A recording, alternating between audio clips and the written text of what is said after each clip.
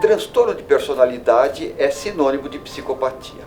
Esse nome psicopatia, ele tem muitos outros sinônimos, talvez até melhores. É que ele ficou conhecido na mídia, glamorizado no cinema, com o nome de psicopatia. Mas a primeira vez que ele foi descrito foi em 1835, quer dizer, já faz tempo, com o nome de loucura moral. Eu acho um nome interessante, que diz o que é. É o louco moral, que foi descrito nesta época, 1835, por um mestre chamado Pritchard. Na história desta época para cá, teve outros nomes tão interessantes quanto, por exemplo, loucura lúcida. Eu acho um nome poético, mas também diz o que é esse indivíduo. E assim foi. Em 1921, 22, ele recebe o nome de psicopatia, ou melhor, personalidades psicopáticas. Na verdade foi em 1923, personalidades psicopáticas. E assim foi indo. Outros nomes, sociopatia, né? Transtorno de personalidade. E eu particularmente gosto do nome condutopatia. Por que condutopatia? Porque a pateia, a patologia, a doença está na conduta. Ou seja, é um indivíduo que tem uma conduta patológica.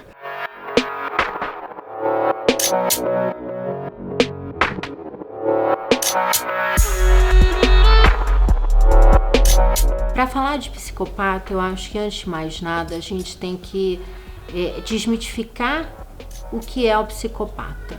Porque hoje se ouve comumente, para qualquer coisa que se faça de errado, chamar o outro de psicopata. Então, se ultrapassou o sinal vermelho, se matou alguém, se roubou, ele é um psicopata. E não é assim. Para a psiquiatria, a psicopatia, ela tem um outro significado. Ela é de fato um distúrbio, ela é um transtorno em que o indivíduo ele age de uma maneira em que não se esperaria uma pessoa agir. Essencialmente, o que é o psicopata para a psiquiatria? O psicopata é aquele indivíduo que não tem empatia pelo outro e que ele costumeiramente quebra as normas sociais, por isso o nome é antissocial. Ele quebra as normas sociais porque ele não consegue se colocar no lugar do outro e porque ele não acha que isso é importante. Uma das características da psicopatia e da personalidade antissocial é a dificuldade de se emendar, de se corrigir, mesmo com a punição. Tem vários estudos mostrando isso, que a pessoa sabe que ela vai tomar um choque se ela errar um determinado jogo de cartas, e se ela tem traços de psicopatia, ela não fica nem ansiosa com o choque que ela vai tomar, ela não aprende. Isso é intrínseco, isso é da personalidade, é do temperamento que é sem medo, né? As pessoas que têm a psicopatia têm pouca ansiedade, têm pouca preocupação, elas são insensíveis por definição. O que não significa que elas não possam modificar o seu comportamento, na certeza que vão ser pegas, se elas estão muito observadas, se tem muitos olhos em cima delas, etc. Elas podem não atuar em função da sua personalidade.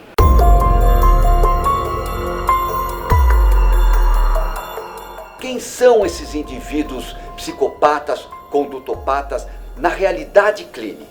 Então, muito bem, eu não tenho melhor exemplo, melhor analogia para dizer o seguinte. De um lado, nós temos a noite, e do outro lado nós temos o dia. E entre a noite e o dia, você tem a aurora. Quando você está na aurora, você não está nem na noite nem no dia, você está na aurora. O que é o psicopata, por comparação, por analogia? De um lado, nós temos a loucura. Do outro lado, nós temos a normalidade mental. E entre a loucura e a normalidade mental, existe uma zona fronteiriça. É justamente aí que fica o psicopata.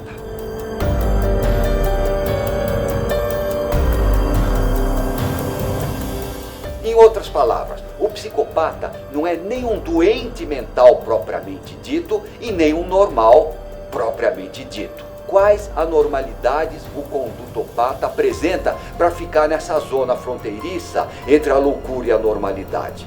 É muito simples.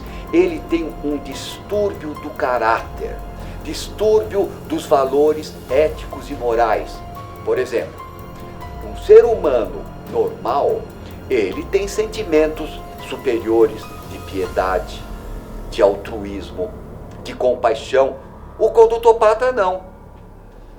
Então, portanto, aí ele pode ter atitudes que uma pessoa normal não tem. Por exemplo, matar para ver cair.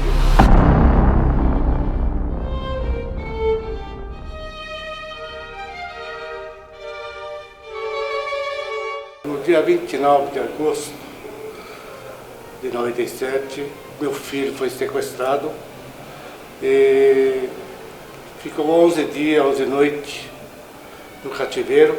A gente não sabia se ele estava vivo ou morto. Paulo de Tarso e o Sérgio Eduardo, eles eram meus funcionários que trabalhavam na minha loja de São Miguel Paulista. Né?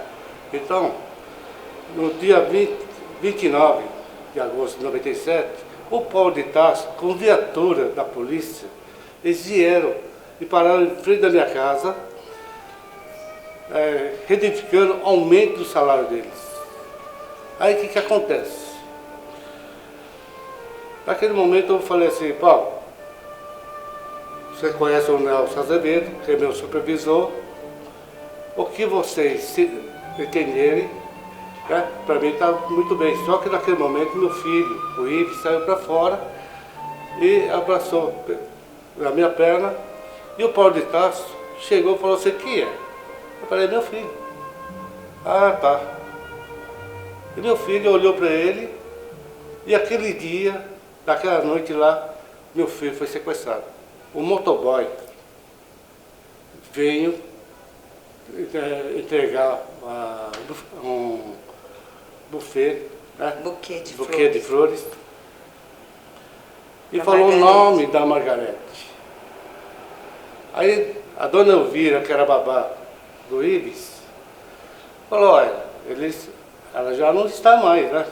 Já foi embora para casa dela. Ah, mas eu preciso entregar esse buquê para ela. Naquele momento, a dona Elvira foi abrir a porta, ele encostou o revólver e falou: ó, é sequestro. Entrou, o meu filho estava fazendo lição de casa junto com o priminho. Aí ele falou assim, o sequestrador falou assim: quem é o filho do Márcio? Meu filho levantou a mão e falou: sou eu. Naquele momento, ele pegou a dona Elvira e o Dudo, colocou dentro do porãozinho, trancou a porta e levou meu filho. O psicopata de verdade, ele não dá muito anúncios de que ele é um psicopata e de como ele vai agir. Porque ele tem uma tendência a ter um comportamento muito introspectivo. Aquelas ideias de fazer o mal, de querer matar, elas invadem a mente dele, e não necessariamente ele verbaliza isso. Ele fala que ele vai fazer. Esse Paulo de Tarso, ele era muito doce. 10 anos trabalhando com a gente. Eu, quando chegava na loja, ele vinha, sabe, mostrar trabalho, me protegia. Olha como que é um perigo. Então a gente tem realmente cuidar. E o Ives, coitadinho, né, no dia lá, reconheceu e eles mataram e enterraram debaixo do berço. Olha, às vezes o perigo mora junto, né? E a gente nem sabe. A personalidade é o resultado do temperamento modulado pelo caráter. O temperamento ele é em grande parte inato. ele nasce, por isso que a gente diz que temperamento a gente já vê no berço.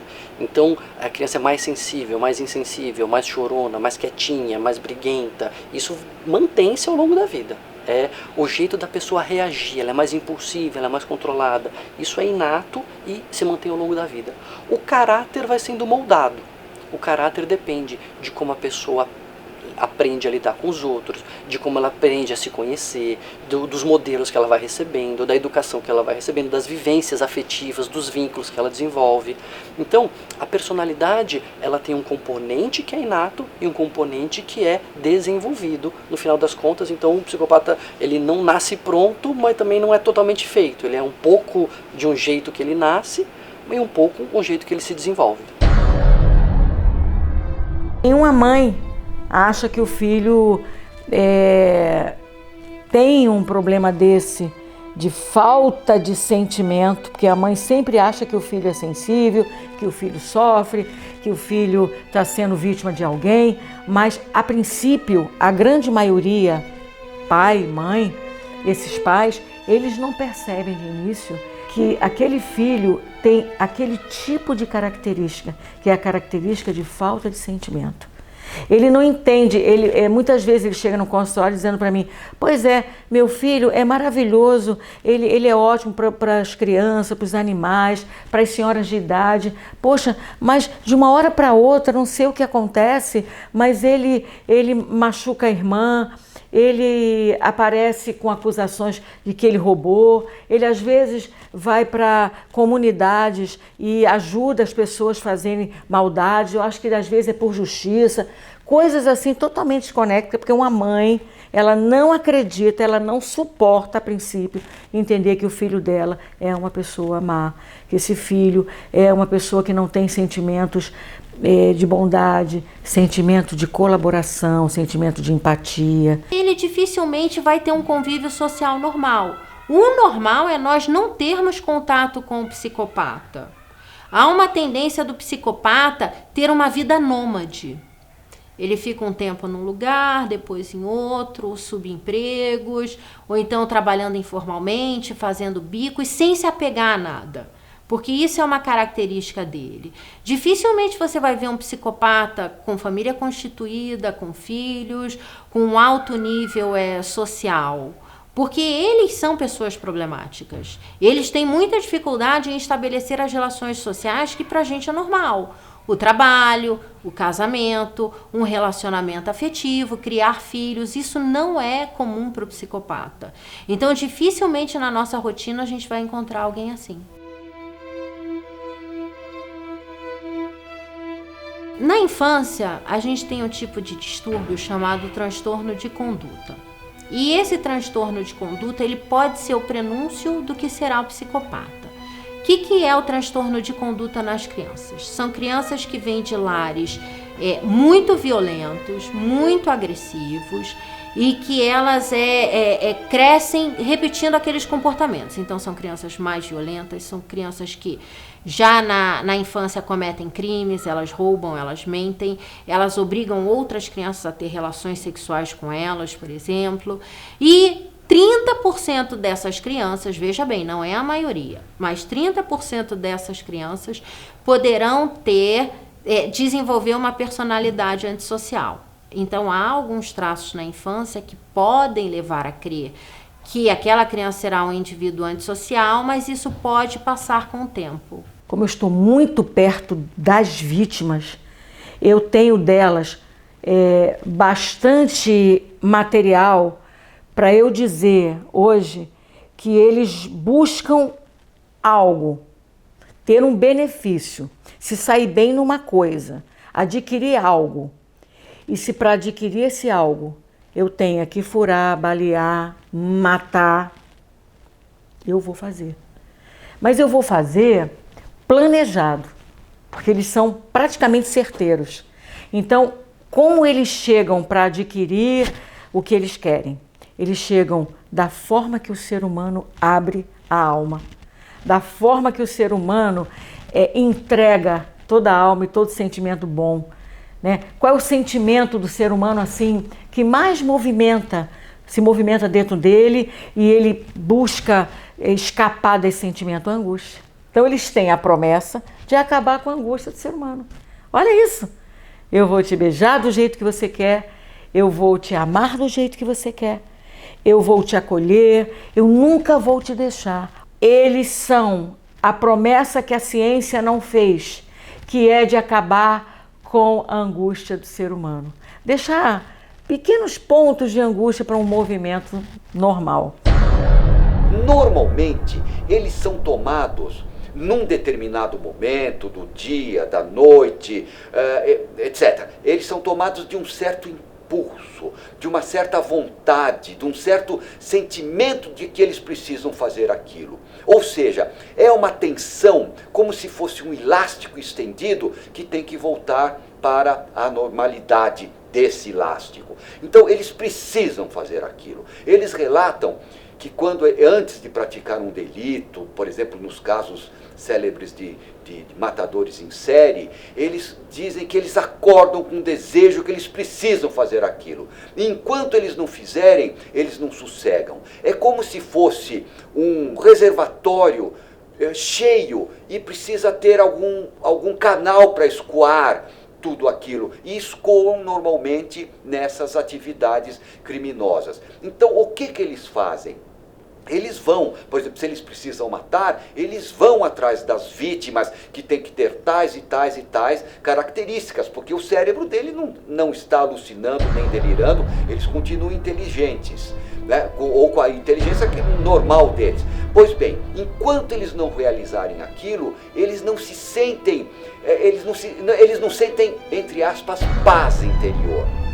E depois que eles realizam, eles sentem uma certa paz. É como se fosse uma disritmia cerebral, alguma coisa acontecendo no cérebro deles que tem que descarregar. Quando ele descarrega, ele praticamente volta, entre aspas, para aquela normalidade dele. Então, eu gosto muito desse exemplo da disritmia, que fica algo disrítmico, que precisa acontecer alguma coisa. E aí eles vão e fazem. Foram 11 dias do sequestro do meu filho.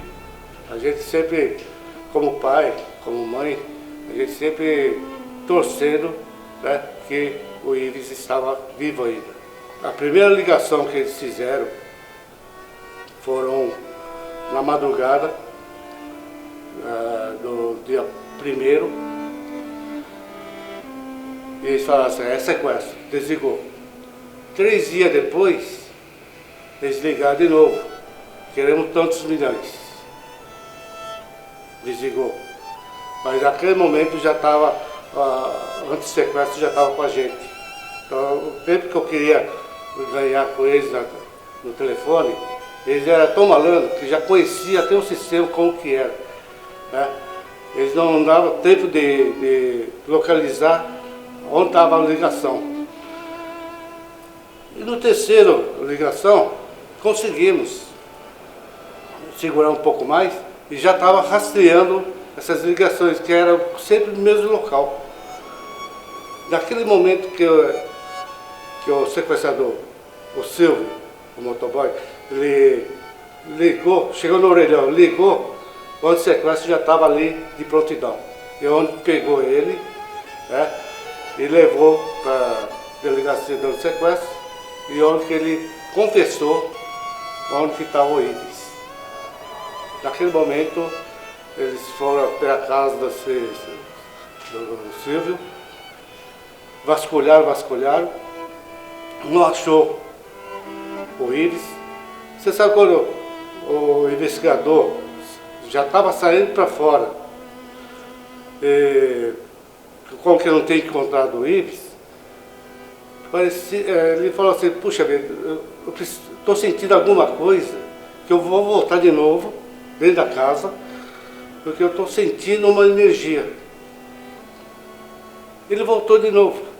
Naquele momento que ele começou a vasculhar e empurrou o bercinho da filha do Silvio, ele viu uma marca de cimentado novo. E onde ele falou, começaram a quebrar, né? Ele encontrou o Ives lá dentro, enterrado. Os psicopatas, eles não sentem culpa. Nenhuma. Eles vão dar as justificativas mais absurdas para aquilo que eles fazem. Eles vão falar que aceleraram o carro porque, por exemplo, se alguém está atravessando fora da faixa de pedestre e ele acelera o carro e atropela aquela pessoa, e atropela propositalmente aquela pessoa, ele vai falar, ué, ela sabia que ela não podia atravessar fora da faixa de pedestre. Essas explicações, essa racionalização é uma coisa totalmente absurda e denota alguém que não tem culpa pelo que faz.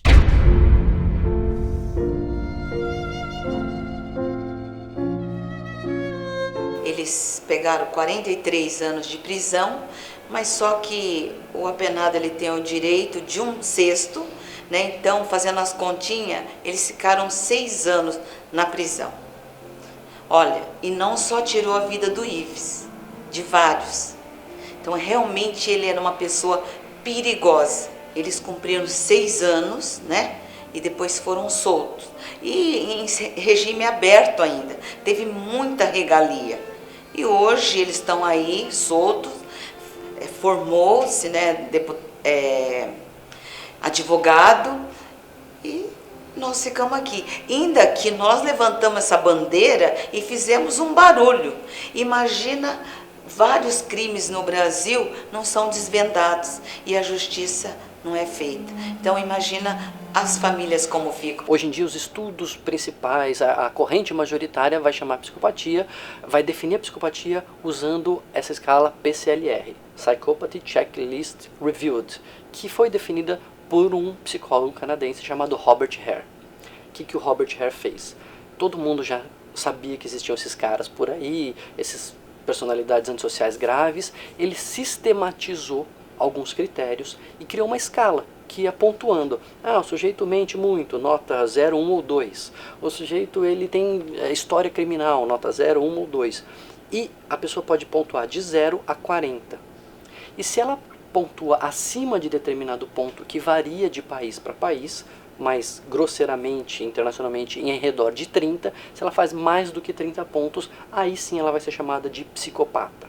Tá certo? Então, hoje em dia, a maioria das pesquisas que são feitas usam essa lógica de alguém que vai somando pontos conforme o seu comportamento vai se mostrando mais desviado, mais alterado, mais insensível, menos empático, etc. E ela vai somando pontos. Se ela faz mais do que determinada nota de corte, ela vai ser chamada de psicopata. E o que significa isso? Significa que a pessoa é mais insensível, significa que ela tem menos empatia pelo outro, ela tem mais chance de cometer crimes, ela, depois que é presa, tem mais chance de recorrer no crime e assim por diante. Todas as doenças, todas, elas têm grau de gravidade, até uma gripe. Você tem gripe mais fraca e gripe muito forte, que pode até matar. Assim também é na doença mental.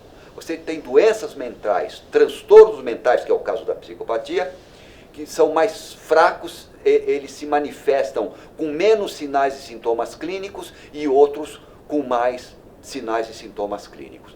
Agora, isso somente é possível dizer depois de um exame, examinando a pessoa, vendo o comportamento que ele teve.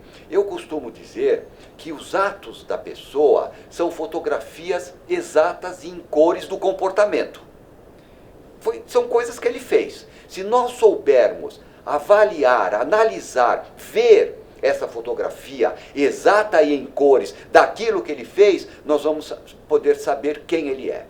Pelo menos, não totalmente, mas nós vamos ter várias dicas muito boas. Tanto no antissocial como na psicopatia, existe uma prevalência maior de homens do que de mulheres. É um pouco mais comum os homens terem esse transtorno de personalidade do que as mulheres. Mas não é tão mais comum assim como a gente imagina. Por quê? Porque o crime não é determinado só pela personalidade.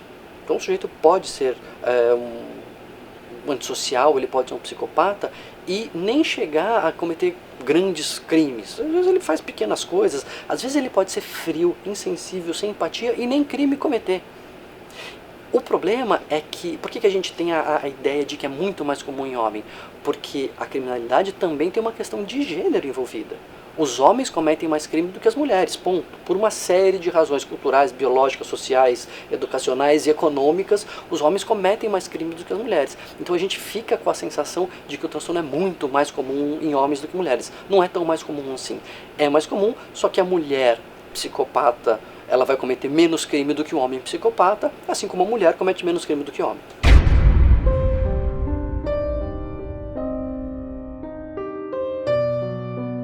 Não existe tratamento para o transtorno de personalidade antissocial. Não existe nenhum tratamento. Por quê? Porque falta ao indivíduo justamente o que é necessário para ele se tratar. Ele não tem a capacidade de insight e ele não consegue se colocar no lugar do outro. Então ele não desenvolve a empatia.